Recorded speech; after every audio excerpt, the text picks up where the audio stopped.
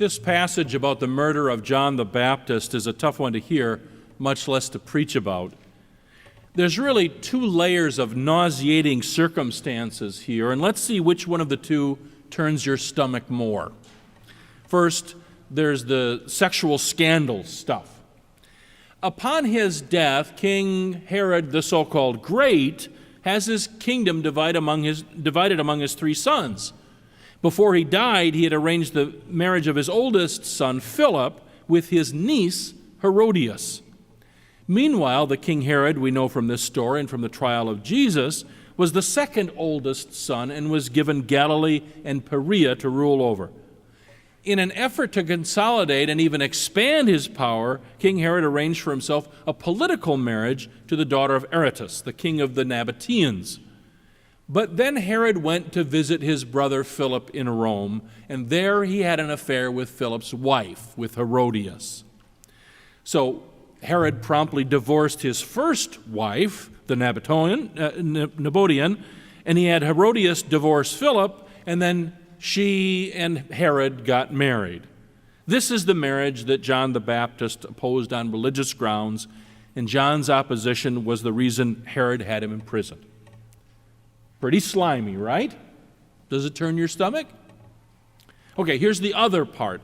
This is the power scandal stuff. The circumstances surrounding Herod having John killed have to do with Herod's birthday party.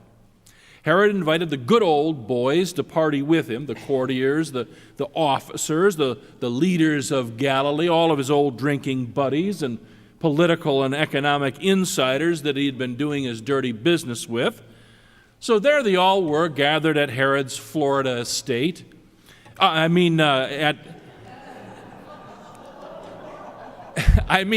his wealthy contributor's summer home on Martha's Vineyard. At the Dachau outside of Moscow. In the guest rooms of 10 Downing Street.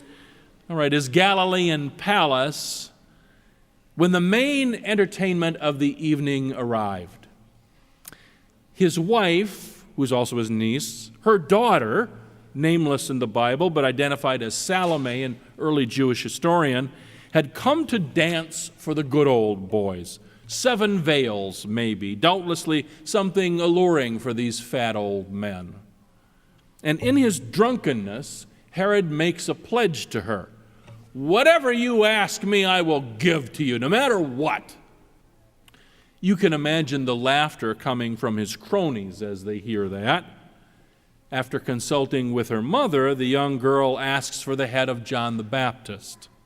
Ooh, go the good old boys. What are you going to do with that, Herod? And now Mark gives us an insight into Herod. The king was deeply grieved, yet out of regard for his oaths and for the guests, he did not want to refuse her. Did you hear that? Herod thinks a drunken promise given at a strip joint is a matter of honor, of his duty as a host to the good old boys. Mark is being grimly comic here, laying bare Herod's hypocrisy and cravenness, his inability to break free from this little crowd of shared insider power and corruption. So Herod has John the Baptist's head cut off and delivered on a platter so as not to disappoint or be cut down in front of the good old boys. Does that turn your stomach? Of course, they both do. And which is the worst example of incest? Sex with a relative or power sharing with the good old boys? They're just about the same thing in this passage, aren't they? And now you're justifiably asking me why we should bother reading this text. You're probably depressed enough on your way to church this morning. You don't need a fresh dose of discouragement and cynicism right about now, do you? Well, it's always appropriate to remind you that the Bible deals with the real world and all the difficult human situations that we find ourselves having to deal with. Jeffrey Epstein and Harvey Weinstein had nothing on King Herod. The Bible writers did not blink in the face of corruption, folly, even downright evil. They believed the gospel had a word to say, even in the face of such terrible behavior as Herod exhibits here.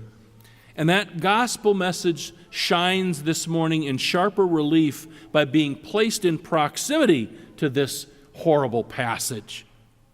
For this horrible passage provides an illuminating contrast between Herod's disgraceful behavior and what Jesus recommends his disciples to do as he sends them out.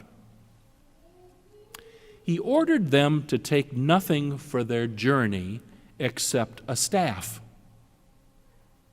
No bread, no bag, no money in their belts, but to wear sandals and to not put on 2 tunics. How's that for a packing list for a long trip? A staff, no bread, no bag, no money, sandals, 1 tunic. Pretty Spartan, don't you think? Think of the wretched excess that Herod and his lot exhibit and contrast it to this, to the life of discipleship that Jesus is recommending. Why do you think Jesus gave his disciples such a paltry list? So few things to take along with them on what was a pretty lengthy and uncertain journey. Well, one of the reasons might be because Jesus wanted us to lead uncluttered lives. Lives free from the weight of stuff that threatens to burst out of our closets and our basements, heck, even out of the storage unit that we were forced to rent to find a place to put all of our stuff. Jesus might have wanted us to get rid of some of that stuff that tempts us to the kind of good old boy power arrangements that Herod and his lot succumbed to. It reminds me of the wonderful story of the woman who stayed overnight at a convent. She visited the cell of one of the sisters who had been there for over 30 years, and she was surprised to find that the nun's room was empty except for a bed, a desk, a Bible, a few items of clothing, and 3 pictures. The woman asked the nun, "Why do you own so few things?" The sister asked her own question in return. "If I went down the hall to your guest room, I bet I would find only a bed, a desk, a suitcase, and a few personal items." The woman came back, "Yes, but I don't live here. I'm only passing through." "Me too," said the nun. Jesus might have been reminding us that we're only passing through, that you can't take it with you. So you might as well start letting go of it now.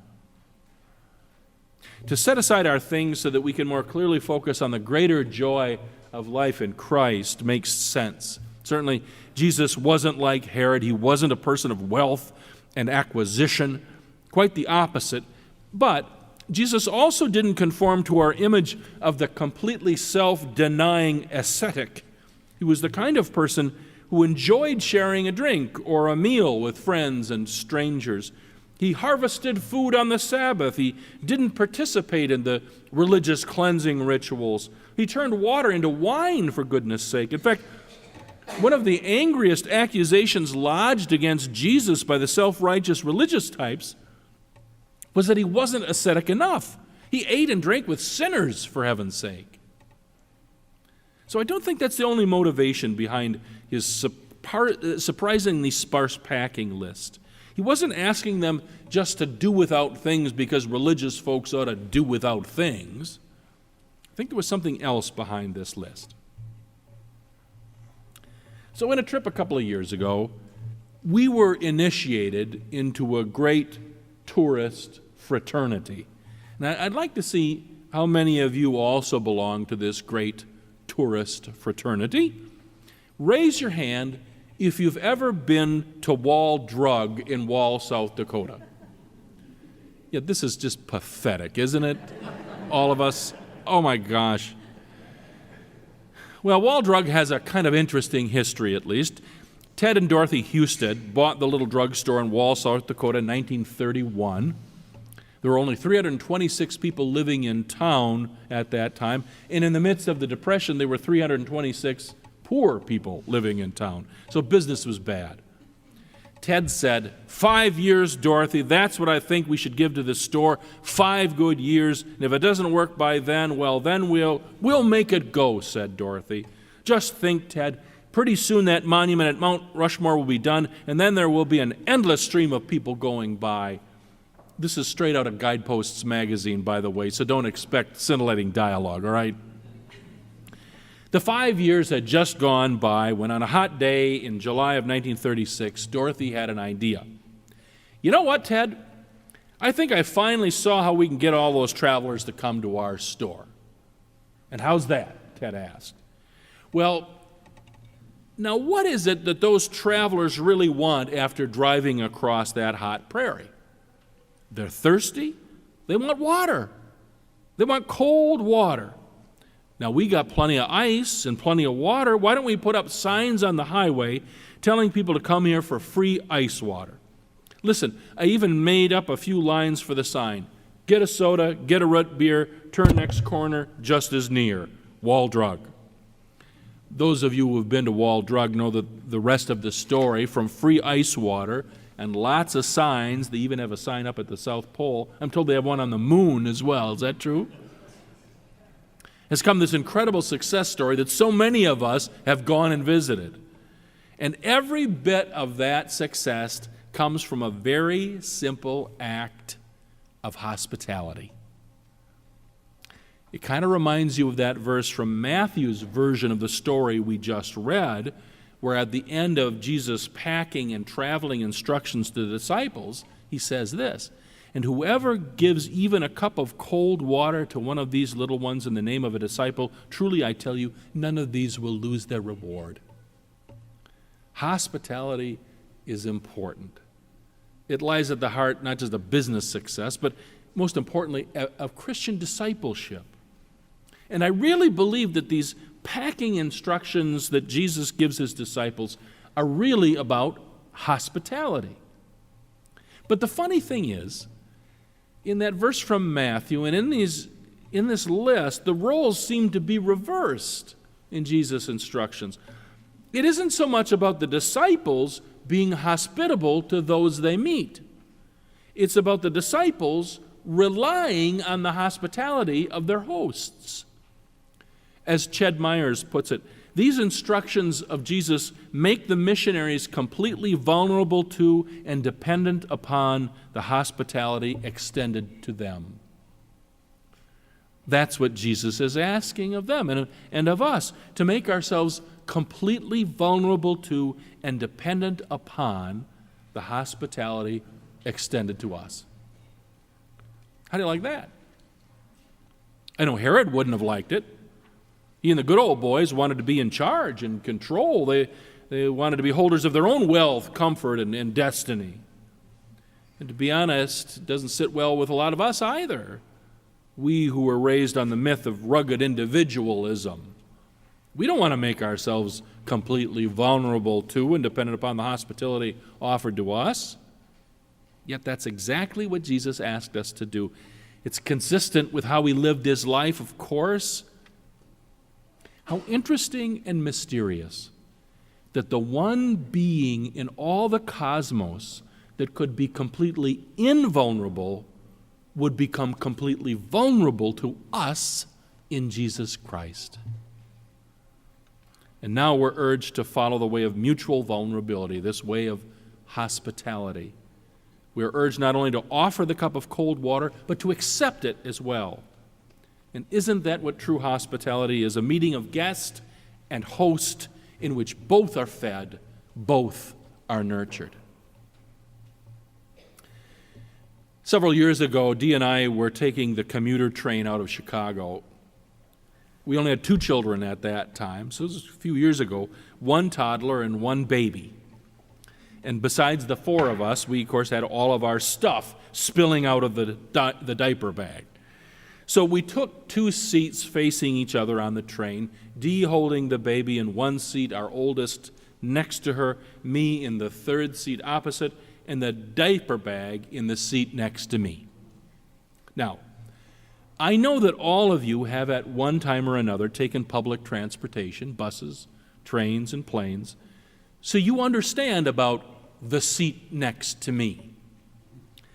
The seat next to me is mine. I sat here first, so it's my private space, the place where I can put my bag, set down my book, or rest my arm.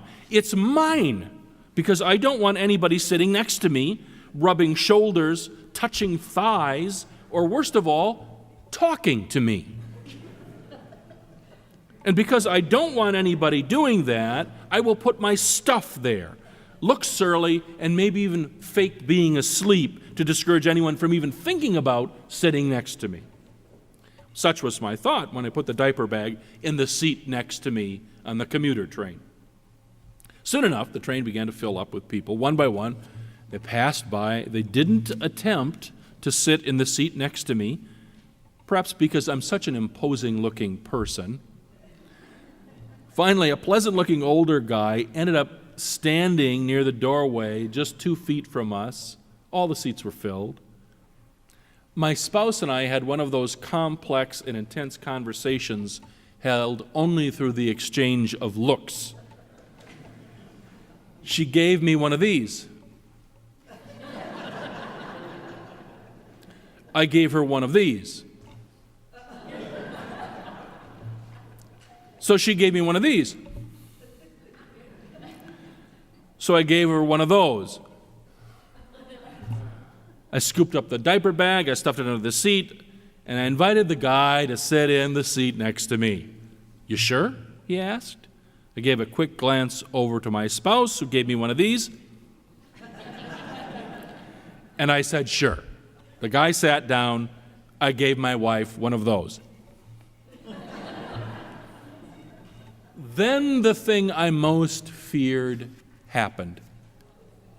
He talked to me. I'm basically a polite person, so I started talking back. We talked back and forth. I had to admit that it was working out okay having this guy in the seat next to me. As I said, the train was crowded. There were people all around us, and suddenly this guy started talking with some of the other people across the aisle, 2 seats down, even 3 seats down on the left or on the right. He knew them. They were kidding each other about work, about following up on previous conversations. They even planned a little party next Thursday for one of their birthdays on the train during their commute. Then he and the others began to draw me and Dee into the repartee, and I liked it, being part of their group. And this group of folks were across ages, across genders, across races. And it finally dawned on me, this was their car. They take this commute every day. And this little group of about 8 people had struck up a friendship with each other, had developed a loving and supportive community on the run, a community that began with a simple, single act of hospitality when a stranger was welcomed into the seat next to me and ultimately became a friend. I thought I was the host. I thought I was the owner of the empty seat, blessing a stranger with a place to sit, but that wasn't true, was it? Through their loving hospitality, they were hosting me, welcoming me into this wonderful world that they had created where strangers become friends, if only for a 45-minute train ride every day of the work week. The life of discipleship can take us to many places foreign and distant. It can take us to places that lead to the door of our own home, the vicinity of our own neighborhood. What provisions shall we take for this journey? A staff, no bread, no bag, no money for your belt, sandals, one tunic. Jesus invites us into this life of discipleship, a life of hospitality discovered in mutual vulnerability. This life, this journey of discipleship is not one of armor and swords, of regal power, of swagger and ego, of good old boys and grandiose illusions of self-sufficiency. It's more like the typical journeys of our lives, of locking our keys in the car and borrowing a cell phone to call a locksmith, of being broken down by the side of the road and grateful for the sight of a state trooper, of having somebody in the back of the checkout line pay for our milk because we left our wallet at home, of being tired and hot and thirsty and a stranger offering us a cup of cold water. And in all of these encounters, we share in the love of God because we truly rely on the love of God to make it through our journeys, to make it through our days. And so that's how we're sent out, ill-prepared, under-equipped, so that those we meet along the way, the rich and the poor, the prosperous and the needy, the thirsty and the hungry, if we're open enough, if we're sharing enough, if we're vulnerable enough with them, we will partake in the miracle of hospitality, according to Jesus. That's discipleship. Amen.